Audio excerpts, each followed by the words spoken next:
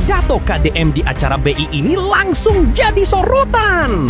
Di depan para pejabat dan peserta acara, Kang Deddy Mulyadi menyampaikan gagasan tentang ekonomi lingkungan berbasis keadilan yang bikin banyak orang kagum. Cara penyampaiannya tegas, sederhana, tapi penuh makna untuk masa depan Jawa Barat dan Indonesia. Menjaga stabilitas ekonomi. Tetapi sebagai gubernur, saya memahami BI itu kan puncak. Dia bukan sebuah kelembagaan yang mengatur kinerja teknis ekonomi. Kinerja teknis ekonomi itu ada di tangan kita, para penyelenggara negara, dan para penyelenggara usaha.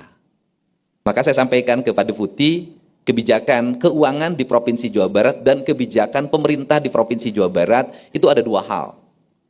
Yang pertama, kebijakan keuangan adalah keuangan rakyat yang dibayarkan lewat pajak, itu harus terdistribusi secara merata ke semua daerah, menggerakkan sektor real di masyarakat. Maka kita menggerakkan sektor infrastruktur sebagai kekuatan, kita menggerakkan sektor-sektor infrastruktur yang memiliki implikasi terhadap layanan kesehatan, layanan pertanian, layanan pendidikan, layanan ekonomi.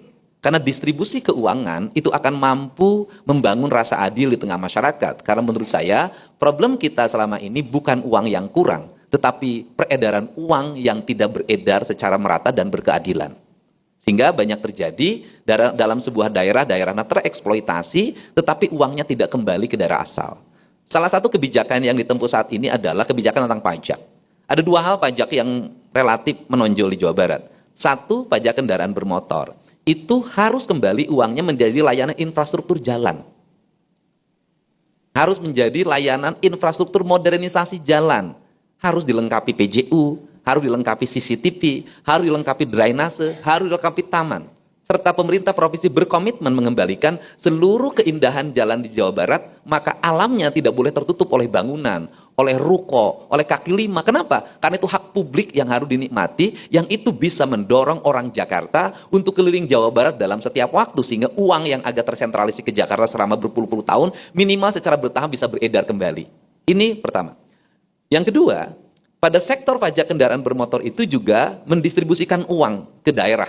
Maka uangnya harus kembali ke tempat asal. Yang kedua, kami sedang, Pak Ketua DPRD, sedang merancang peraturan daerah tentang pajak galian C. Pajak galian C akan diarahkan pada upaya recovery di mana tanah itu digali. Maka kita ingin, kalau kabupaten mendapat 75%, maka yang 60% harus kembali ke desa asal.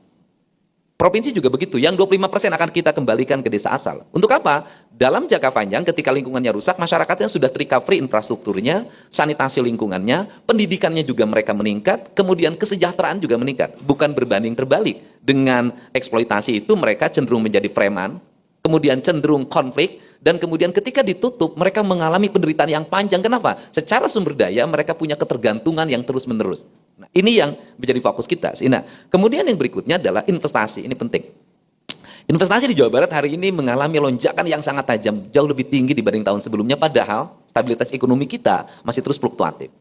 Strateginya adalah percepatan layanan, di mana gubernur pada tingkat teknis, dia nanya apa problemnya, rata-rata hanya hal administratif. Muter di AMDAL, izin lingkungan, hanya seperti itu. Sehingga saya memilah industri yang beresiko lingkungan, maka izin lingkungannya harus kajiannya komprehensif. Tetapi kalau tidak punya aspek lingkungan yang tinggi, biasa saja, maka perlakuannya harus berbeda. Dan saya berani mengambil keputusan, ya sudah, kalau kayak industri sepatu, ya udah buka aja cepat. Kenapa? Orang limbahnya juga nggak ada. Nah, ini yang dibangun, tujuannya untuk apa? Memasukkan modal luar ke dalam, kemudian setelah itu apa? Meningkatkan sektor ekspor agar meningkat. Untuk apa? Agar mendatangkan dolar yang pada akhirnya kemampuan Jawa Barat, regulasi ekonomi dan stabilitas rupiahnya bisa terjaga. Ini tujuannya. Kenapa? Karena problem kita selama ini adalah banyak belanja keluar, kemudian kebutuhan dolar meningkat sehingga mengganggu stabilitas rupiah.